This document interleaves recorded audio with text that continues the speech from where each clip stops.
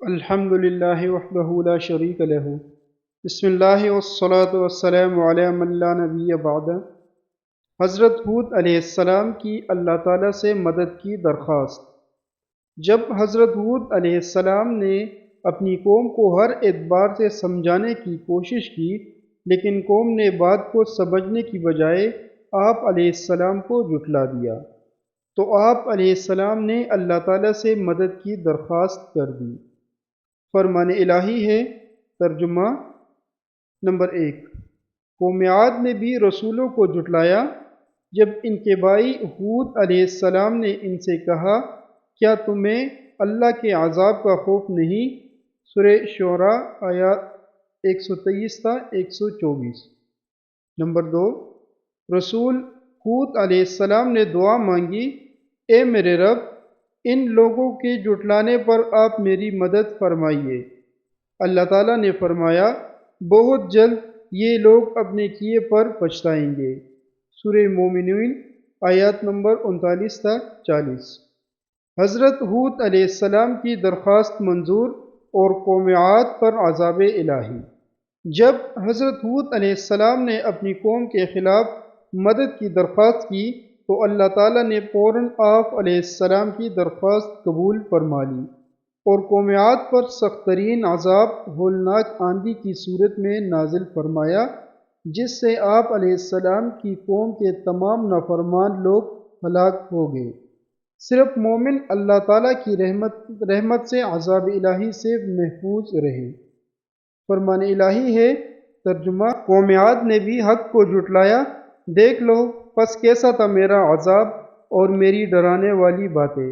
بلا شبہ ہم نے ان پر ایک نحوست کے دن تیز و تند مسلسل چلنے والی ہوا بھیج دی، جو لوگوں کو اٹھا اٹھا کر ایسے پھینک رہی تھی جیسے وہ جڑ سے اکھڑے ہوئے کھجور کے تنے ہو۔ پس کیسا تھا میرا عذاب اور میرا ڈرانا۔ سورہ قمر آیات 18 تا 21۔ اور قوم عاد سخت تند و تیز آندھی سے ہلاک کر دی گئی۔ اللہ نے اسے آندھی کو ان پر 7 راتیں اور 8 دن تک مسلسل مسلط کیے رکھا۔ آپ صلی اللہ علیہ وآلہ وسلم وہاں ہوتے تو دیکھ لیتے کہ وہاں لوگ یوں چیت گر پڑے تھے جیسے وہ کھجور کے کھوکھلے تنے ہو۔ سورہ الحاقہ آیات 6 تا 7۔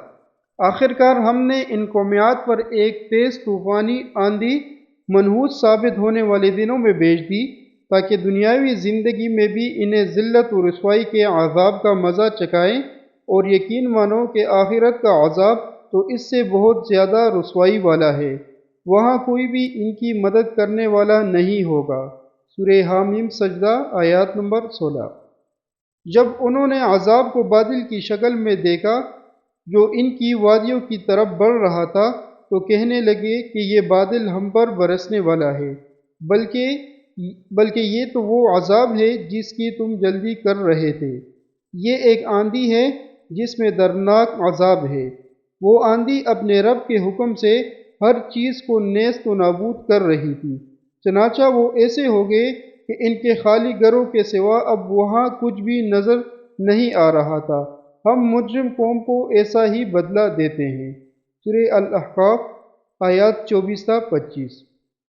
پس ہم نے ہود علیہ السلام اور ان کے ساتھیوں کو اپنی رحمت سے بچا لیا، اور ہم نے ان لوگوں کی جڑ ہی کاٹ دی جنہوں نے ہماری آیات کو جھٹلایا تھا، اور وہ ایمان لانے والے ہی نہ تھے۔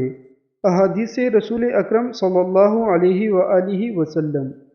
حضرت عائشہ رضی اللہ عنہا فرماتی ہے کہ جب بھی بادل آتے یا تیز ہوا چلتی تو آپ صلی اللہ علیہ وآلہ وسلم پریشان ہو جایا کرتے تھے۔ میں نے پوچھا، اے اللہ کے رسول صلی اللہ علیہ وآلہ وسلم، آپ پریشان کیوں ہو جاتے ہیں جبکہ لوگ تو انہیں بادلوں کو دیکھ کر خوش ہوتے ہیں؟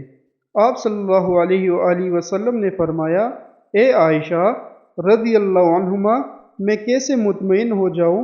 ہو سکتا ہے کہ اس میں عذاب ہو، کیونکہ ایک قوم عاد ہوا سے ہلاک ہوئی تھی، اس نے عذاب کی گھٹا دیکھ کر کہا تھا، یہ بادل آ گیا جو ہم پر خوب برسے گا۔